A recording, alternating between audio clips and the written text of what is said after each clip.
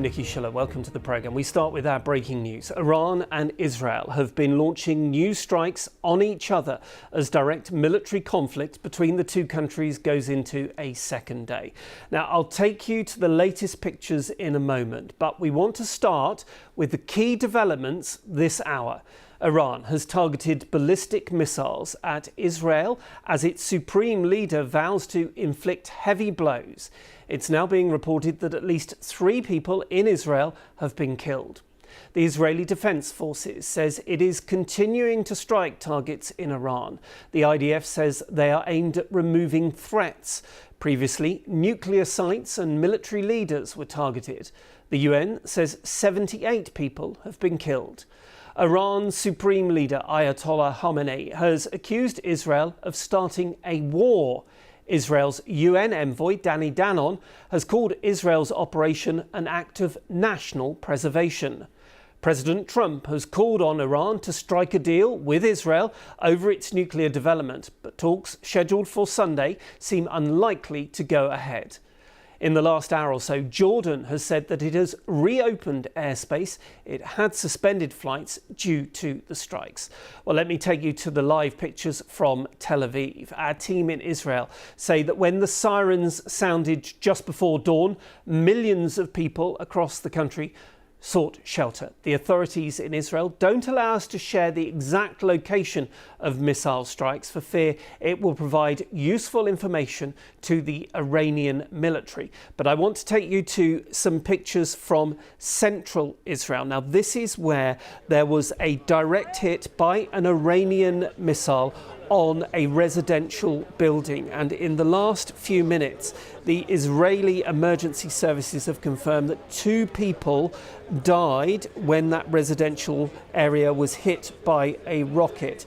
We're told it was a woman in her 60s who was rescued unconscious and without vital signs, and also a man around the age of 45 who the Israeli Emergency Service, the MDA, say was pronounced dead after being evacuated. You can see that there is still an operation going on around that area where that Iranian rocket hit that residential building. We understand around 20 people were also injured in this particular incident. Israeli media reporting that across the country 3 people have been killed. And I want to show you some of the pictures that we've been getting in.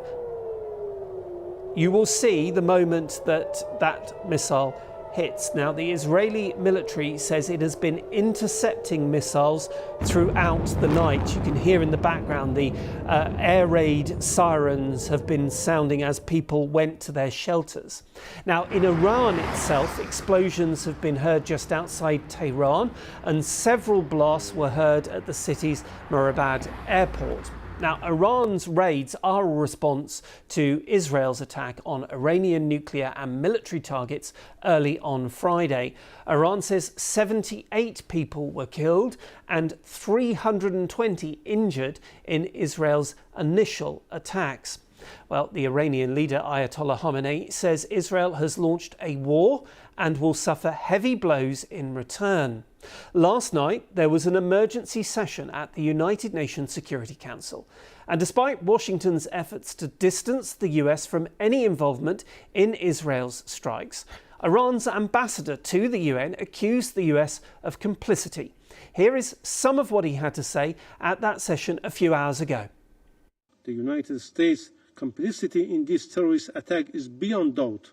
The officials of the United States have expressly and brazenly confessed their willful aid and assistance in the crimes and gross violation that Israeli regime committed as of last night, including the deliberate transfer of arms. We will not forget that our people lost their lives as a result of the Israeli attacks with American weapons.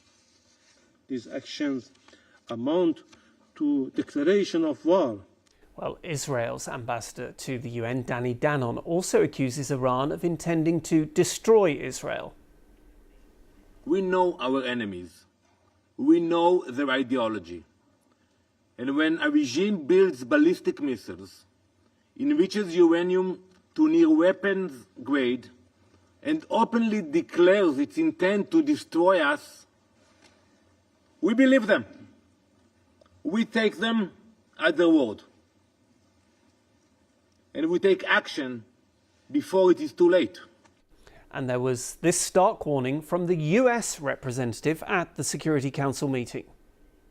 No government, proxy, or independent actor should target American citizens, American bases, or other American infrastructure in the region.